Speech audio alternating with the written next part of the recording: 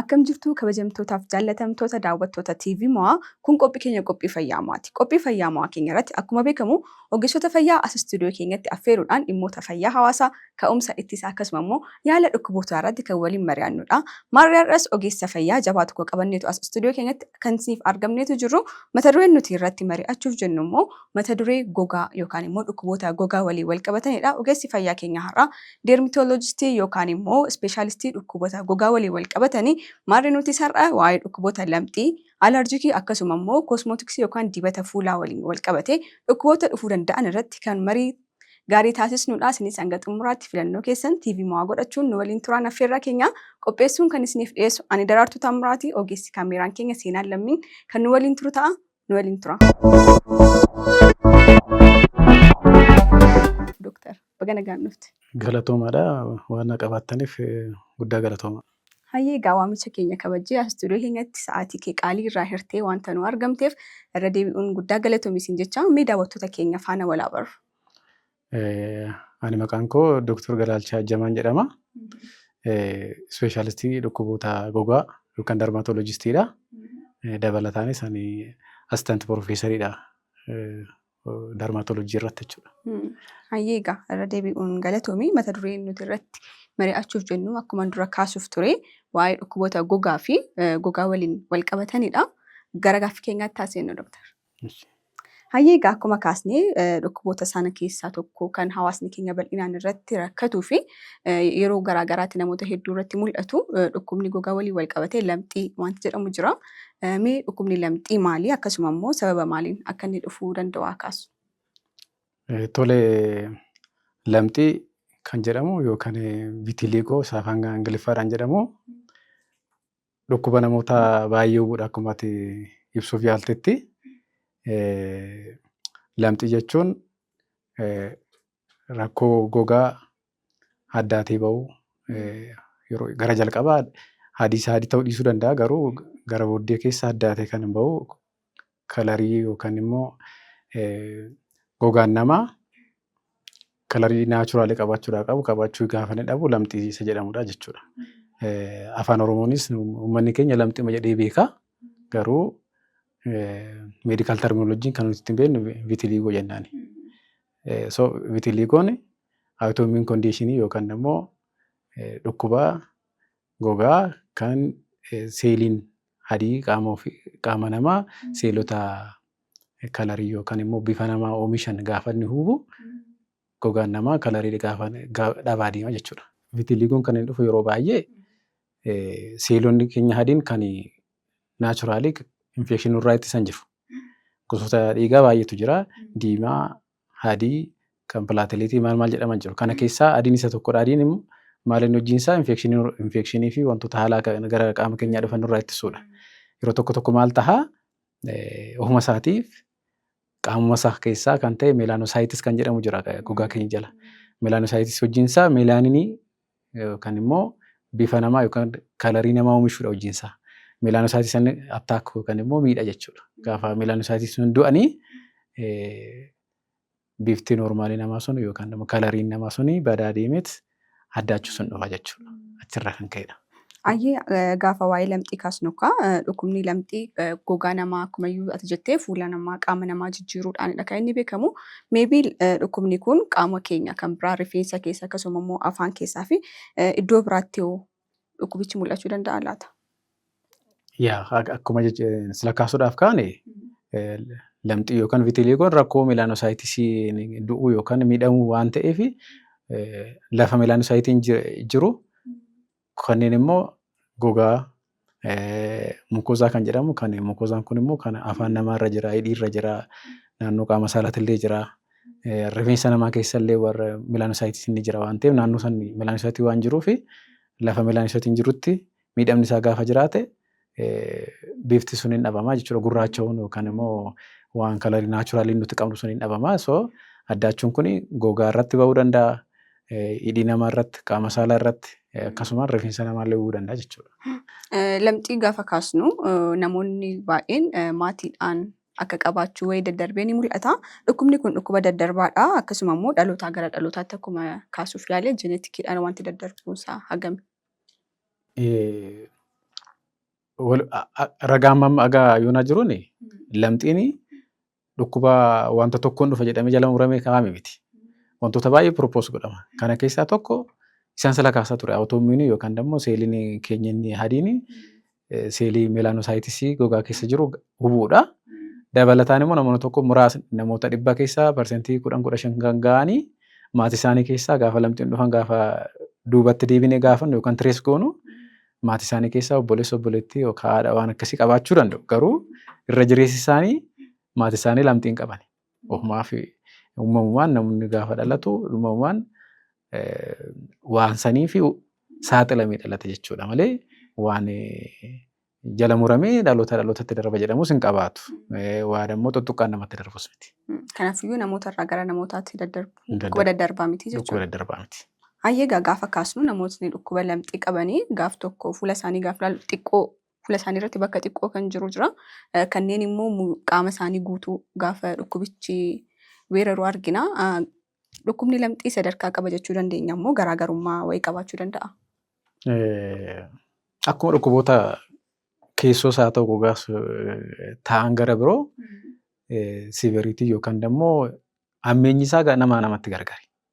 Akkuma ati jetteyyuu nama tokko irratti bakka muraasa waan bicuu waan seentimeetiraa yookaan immoo miilimeetiran guunne addaatee ba'uu hidhiirraa ta'u rifeensa irra gogaa irratti ba'ee mul'achuu danda'a. Nama tokko immoo qaama isaanii guutuu maal jechuu danda'ama rifeensa dabalatee waan qaamni guutuun yeroo inni hadii masa peeperii fakkaatanii dhufanii jiraatu. Kanaafuu isaan kuni vitiliiwwan biratti kilaasifikeeshinii yookaan immoo hammeenya isaanii isa salphaa isa giddu galeessa fayyadamu isa cimaa jennee adda adda baasnetti keenya namoota. Kun immoo nuun akka ogeessaatti gaafa yaallu qorichoota kennullee maatir godhu jechuudha asirratti hundoofne. Dhukkubichi yeroodhaa gara yerootti babal'achaa wanti inni deemu jira laata? Lamxiin kun amalli isaa akkamidha? Amala predictabilii yookaan tilmaamuu hin danda'amne tokko qaba. Akkamidha? Nama tokko irratti xiqqaatee baha. Achi ji'oota muraasa yookaan waggaa muraasa keessatti babal'atee qaama isaanii qabachuu danda'a. Nama tokkotti immoo ni ba'a. Lafa bobeessanittis yeroo inni itti hafu jiraata. Dhawaata immoo yeroo inni ofuma isaadhaa irraa badus ni jiraata. Aduma tiriitimentiin dhufni amma hawaasa keenya keessatti aweernesii yookaan immoo maal jechuu danda'ama. Amalli mana yaalaa dhaquu lafti inni babal'atee hin jirre keessatti lamxiif jecha namni mana yaalaa deemuu dhiisuu danda'u. Wantoota baay'ee jedhu isaan hawaasni naannoo. Kana mana ogeessa fayyaa dhaquu dhiisuu danda'u. Maal ta'a muraasni isaanii osuma yaalame yeroo inni itti fayyu jiraata. Kanaaf isa kanaafidha garam naqasa jedhu tilmaamuu hin danda'amu gara jalqabaarra. Tokko fayya tokko immoo qaama hunda fudhata takka immoo kam ta'a bakkuma beeksanitti yeroo inni itti hafu jiraata xiqqaate. Sababiin isaa maali? Amaloota akkasii dhukkubni kun gaafa agarsiisu karaa fayyaa wanti qoratamee irra gahamee sababni addaa jira? Wantoota baay'eetu ka'a. Maaliif akkas taasa jedhuuf. Kana keessaan baay'een isaa genetic predisposition yookaan immoo gaafuma dhalatu namni gaafa dhalatee jedhu jiiniin isaa yookaan seelonni isaa meelaanoosaayitiis jedhama suni carraan isaanii seelii adiin attaak ta'uu isaanii difektii wayii rakkoo wayii qabaatanii gaafa uumaman namoota tokkotti carraa babal'achuu isaanii jiraata. Garuu jala muramee warri qaamni isaanii guutuu addaate suni waan akkasii qabu warri immoo bakka tokkotti hafu kana qabu jedhu sun wanti jala muramee kaa'amee hin jiru. So baay'een isaanii waan akka proposed jedhamu jechuun waanuma tilmaamudha.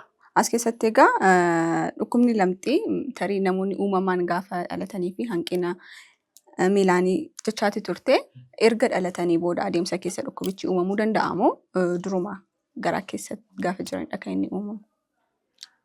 Lamxiin yeroo baay'ee lamxiin kan gaafa yaallus haa ta'uu akkuma addunyaattuu qorannoo gabaanaa jiru baay'een namoonni baay'een isaanii edda dhalatanii boodadha kan isaan labxii godhatan.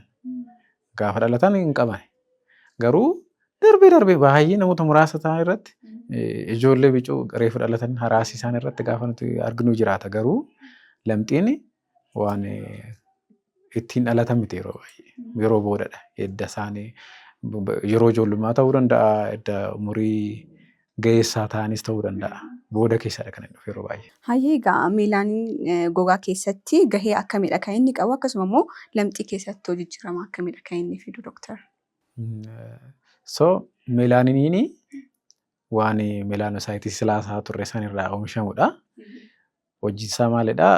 Tokkoffaa naachuraal appiiraansii yookaan immoo bifa nuti qabnu kana magaala ta'uu, gurraacha ta'uu, adii ta'uu waan akkasii kana kan murtaa'u meelaaniinii san irratti jechuudha. Bifa namaati jechuudha meelaaniiniin. Meelaaniiniin hojii baay'ee qaba kana bukkeettis. Hojii inni qabu keessaa inni tokko wantoota alaa dhufan keessattuu ifa aduu, raadiyeeshinii, ifummaa isaa mana keessa nutti dhufu ampuulirraa maal fullee gara qaama keessaa gogaa keessa gadi fagaatee galee akka inni nuufne nurraa ittisuudhaaf ni fayyada meelaaniin. Hayyee lamxiin egaatiyyuu kaasaatii turtee bifa aduu keessa kan nuun jechaa turteeni namoonni lamxii qabanii aduu irraa of eeggachuun maaliif barbaachisaa ta'e Dooktar namoota kaan irraa addatti? Xiqqeessee kaasuu barbaadeen jira. Kan sila kaasuu barbaadetti meelaaniin hojiinsaa UV raadiyeeshinii yookaan ifa aduu raadiyeeshinii aduurraa nutti dhufu nurraa ittisuudha jechaa silan tolee fi namoonni lamxii qaban meelaanosaayitiis isaanii du'aa jira waan ta'eef meelaanii sirriitti qopheessaa hin jiru. Maal ta'uu salphumatti aduun isaanii bu'uu danda'a. Gaafa akkas jedhamu garuu qorannoon garaagaraa gaafa ilaalamu waan istireet foorwaardii gorfamuu danda'amuti. Garuu amma danda'amaa ta'etti namoonni lamxii qabanii ifa aduu irraa akka ittisaniif hin gorfama. Maaliif pirooteekshinii waan isaan irraa pirooteekti godhu meelaanii jedhamu isaan waan dhabanii fi aduu keessa deemuu dhiisuu yookaan immoo footoo pirooteekshinii saaniskiriinii akka fayyadamaniif gorfamu yeroo baay'ee. Kanaan wal qabatee egaa aduurraa bu'aan nuti argannu illee baay'ee ta'uu danda'a. Vitaamin D namoonni akkasii kun gaafa isaan aduurraa of dhorkan hanqina vitaamin D saaxilamummaan isaanii hin dabaluu laata Dooktar? Mata durichi baay'ee sila waa'ee aduu keessa deemuu dhiisuu kan pirooteekshinii saaniskiriinii maal fayyadamuu fi vitaamin D hanqinni sun waan yeroo baay'ee wal nama mormisiisudha. Nuti dermaatoolojistii yeroo baay'ee namootaan aduu keessa hin deeminaa, jaanxilaa qabadhaa jennee gorsina. Maalirraa kaanitti dhiibbaan raadiyeeshiniin aduu namarratti fidu baay'ee sila ta'eefidha jechuudha. Garuu Vaayitaamin D yeroo baay'ee harki caalaan vaayitaamin D qaama keenya keessatti nuti fayyadamnu baay'een isaa ifa aduudhaanidha kan inni qophaa'u jedhamee waa yaadamuu fi hanqinni sun akka mudanneef immoo maal jedhama akka keenyaatti raadiyeeshiniin biyya kanaa nuti naannoo mudhii lafaa sila jirru raadiyeeshiniin isaa baay'ee guddaa waan ta'eef amma xiqqaa yoo ba'ame gahaadha jennee yaadna. Lammata immoo nuti gaasoo ta'uu baate immoo keessattuu namoonni bifti isaanii gurraachi maal ta'anii aduumtu sunuyyuu gahaa ta'uu dhiisuu danda'a. Vaayitaaminii barbaadamu san qopheessuudhaaf jechuudha. Kanaaf hanqina natti horata jedhee namuu yaadda namni sapilimenteeshinii yookaan vaayitaamin D namni hundi affoordi gochuu hin danda'u beekama. Garuu namoonni bitachuudha danda'anii fudhachuudha danda'u. Ispeeshaalii namoonni keezii kanaan wal qabatanii jechuudha. Eeyyoo akkas jechuudha. Warri ispeeshaal keezii qaban warri aduun salphaatti isaan hubuu danda'anii aduu caalaa turanii miidhaa barbaachisne irraan geessisurra vaayitaamin D fudhataatii aduurraa of eeguutu irra gaariidha jedhee yaadama. Hayyee gaafa waa'ee dhukkuba kanaa kaasnu dhukkubni lamxii keessoo keenyatti yookaan immoo qaama fayyaa keenya kan biraa irratti dhiibbaa qabamu akkasuma gogaa keenya gubbaa irratti daangeffameetudha kan inni ta'u. Vitiliigoo yookaan lamxiin yeroo baay'ee dhibee gogaatti jedhamee yaadama. Garuu namoonni lamxii qabanii wantoota baay'eedhaan hubamuu danda'u jedhamee yaadama. Keessattuu yeroo baay'ee kan namoota baay'ee mudatu jechuudha. Saayikooloojikaal istireesii yookaan immoo rakkoon xiinsammuu jira. Inni akka dhibeetti ilaalaman irratti. Inni akka dhibeetti dipireeshinii yookaan immoo dhiphachuu qabaachuu danda'u. Istireesii, aanzaayitii maal kan jedhamu horachuu sila danda'anii fi rakkootiin sammuu fiduu danda'a. Dabalataan immoo namoonni lamxii qabanii carraan isaan dhukkuboota keessootiin qabamu keessattuu sukkaaraa gosa sukkaaraa keessa taayipii 1 kan jedhamu indookirinii kan jennutu taayiroodii yookaan rakkoo gooyitarii godhachuu kana warra lamxii hin qabnerra xiqqoo ol ka'aa sila ta'ee fi wantoota kana sila akka ilaalaman hin gorsinaani.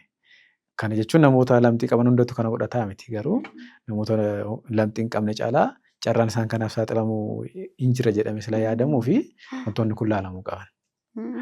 Hayyeegaa waa'ee dhukkuba kanaa erga kaasneeti xiqqoo ishee gara furmaata isaatti haceenuti. Dhukkubni kun akkuma atu jettee erga dhalatanii boodadha namoota baay'ee irratti kan mul'atu nuun jechaati turte. Akka dhukkubni kun namoota hin qabneef wantoonni namni gochuu danda'u jira laata? Gaaffii kana deebisuudhaaf agayyoonatti wanti effective jedhamee yookaan immoo namoota hundaaf ni hojjeta jedhamee ni ittisa jedhamee kun haa kennamu jedhamee jala sararamee kennamaa jiru hin jiru. Akkasiin jedhe genetic predisposition yookaan immoo gaafuma dhalatan maatii isaan irraa horachuullee baatanii gaafuma uumamu namni seeliin meelaanoosaayitiis sun carraa wantoota akka seelii adiin attaak ta'u isa qofaa miti makaanizimiin inni yookaan karaan inni meelaanoosaayitiin itti du'u baay'eetu jira. Sanni ittisuudhaaf wantoonni godhaman baay'een isaanii gadi bu'aadha. Garuu wantoonni propose ta'anii namoonni yeroo baay'ee gorsan muraasni jiru. Kana uummataan kana fayyadamaa jedhanii nama hunda gorsuun ni ulfaata. Garuu antioksidaantii warra ta'an kana fayyadaman amma tokko hir'isa jedhamee yaadama. Ani akka kiyyaatti gaafa kilinikatti piraaktisii godhu kana dhiisa akkasitti fayyadamaa namoota dhiboomantu na bira dhufa waan ta'eef already wanti isaan godhan bal'aan isaan jiru tiriitimentii kennuun addatti. Warra immoo hin qabamneef immoo waa'ee lamxiitiif antioksidaantii fayyadamaa jedhamee nama hundatti gorsuun xiqqoo rakkisa. Kana addatti wanti lamxii ittisa jedhamee kennamu bal'aan isaa badaan hin jiru. Akkuma tu kaasaa turte immoo dhukkubni lamxii egaa istireesii yookaan immoo dhiphina sammuu faana wanti wal qabatu jira. Keessattuu hawaasni keenya hubannoon waa'ee kanaa irratti qabus dhiphaadha. Kanaan wal qabatee ogeessonni fayyaa hojii akkamitti kan hojjetamaa jiru. Akkasuma immoo namoonni akkuma nuti jennee hubannoo hawaasaa wal qabatee maloota fayyaa aadaa yookaan qorichoota garaagaraa fayyadamanii dhukkuba kanarraa of fayyeessuuf yaalaa jiru ta'uu danda'a. Mee maal jetta dooktaratti asirratti akka ogeessa fayyaatti? Lamxiin akka keenyaatti yaala ni qaba. Yaala qaba jechuun guutumaa guututti kana booda akka inni deebi'ee dhufuu gochuu hin dandeessu jechuu osoo hin taane sooshaali waan acceptable ta'e fooyyeffamee akka namarratti mul'anne sabahaa jiru dhaabuu ni danda'ama sila ta'eef nuti akka qoricha qabutti akka yaalamuttidha kan nuti fudhannu. Kanaafi namoonni akka aadaatti amma naannoo manitti guddadhisaa ta'u manni bal'aan gara biraas gaafa deeme gaafa ilaalu ilaalcha baay'ee qaba. Ilaalcha garaagaraa qaba hawaasni. Yeroo tokko tokko namoota vitiliigoo kan lamxii qaban kana hawaasni caanaatti gochuu yookaan immoo abaarsaa waan akkasii waan jiranii fi hawaasa keessaa baasuu waan akkasii jiraata. Kun immoo istireesii yookaan immoo dhiphina sammuu guddaa itti fida namicha sawwame sanitti. Isa qofaa miti maatiin isaallee dhibbatuu danda'a. Ijoollee fa'aa ta'an waan akka warri dargaggeessaa dhiiras haa ta'u dubartiin karaa baay'ee isaan hubuu danda'a. Istireesii qofa osoo hin taane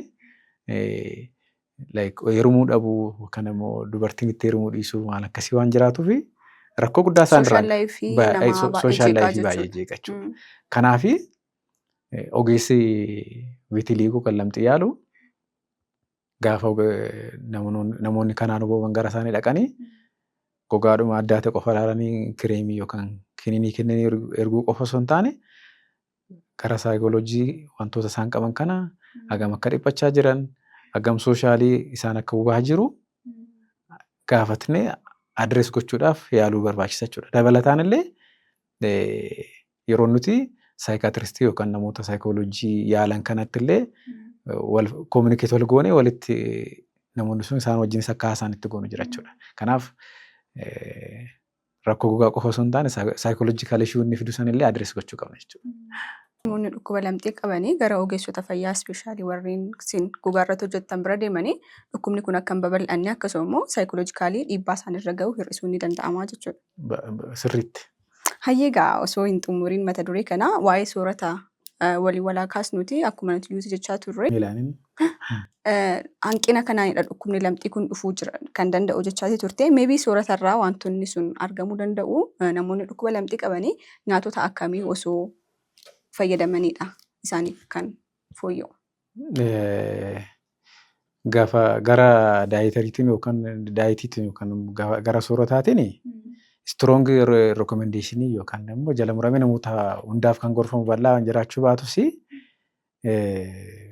wantoota nyaatota antioksidantii vaayitaamin E, vaayitaamin C of keessaa qaban yoo sooratan akka ta'e isaan fayyaduu danda'a. Garuu akka mata duree gaaffii sila kaasaa turte keessatti jechaa turre namoota hundaaf stress goonee akkasitti nyaadha akkana godha jechuun hin rakkisa waan ta'eef akka ogeessaatti yeroo hunda gorsuu nyaataa irratti badaan xiyyeeffannoo. Badaa effektiivii miti jennee waan fudhannuuf jechuudha. Kanaaf garuu aga danda'amaatti warri aksees gochuu danda'anii nyaatota vaayitaamin E, vaayitaamin C jedhaman kana yoo sooratan agatee qorichoota fudhatan san gargaaruu danda'a malee ofii isaa miti fayyisuu dhiisuu hin danda'u.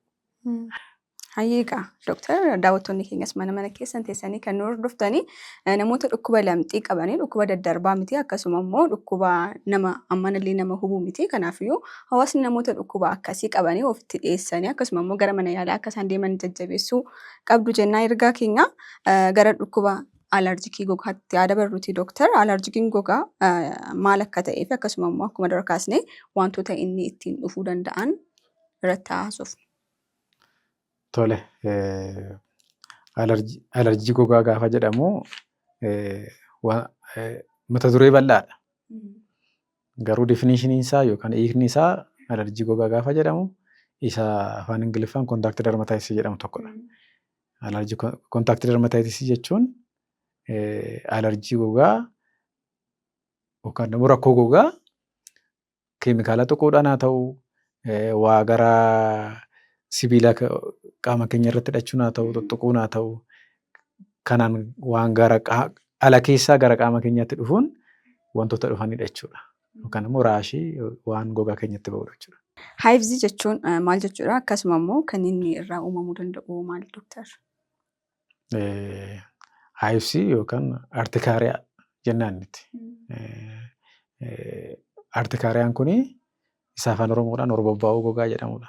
Horbobbaa'ee waan qaama namaatti ba'u. Horbobbaa'uu kana hiika garaagaraa qabaachuu danda'a bakkaa bakkaatti afaan Oromootiin iyyuu waan maal akka fakkaatu ibsuudhaaf haayivziin kun yookaan artikaariyaan maal fakkaata yeroo waa nu rukute dirmammaa'uu yookaan doobbii guggubbeen qaama namaa gaafa tuqe mallattoo gogaa namarratti dhiitee mul'achuuti jechuudha.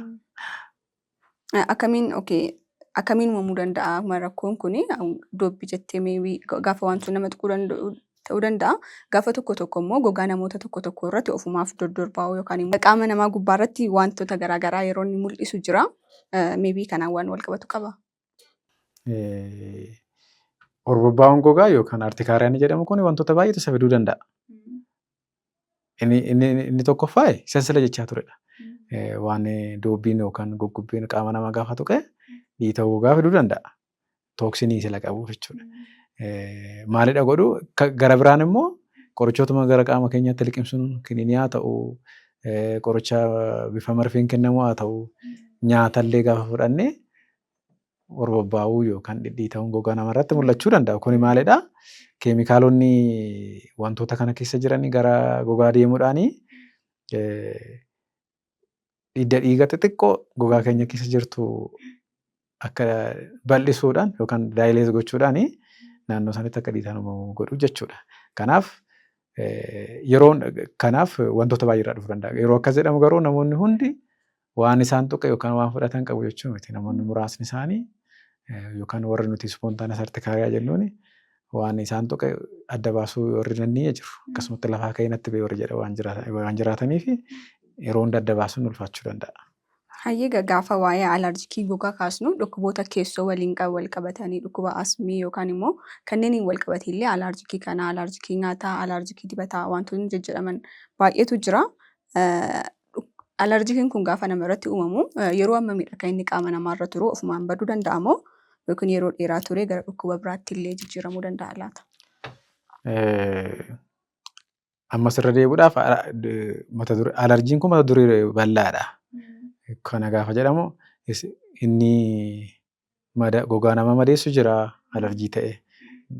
Bishaan naqate kan gogaa namaatti bu'u jira. Artikaaraa yookaan immoo akka horbobbaa gogaatti baasuu danda'a. Kanaafi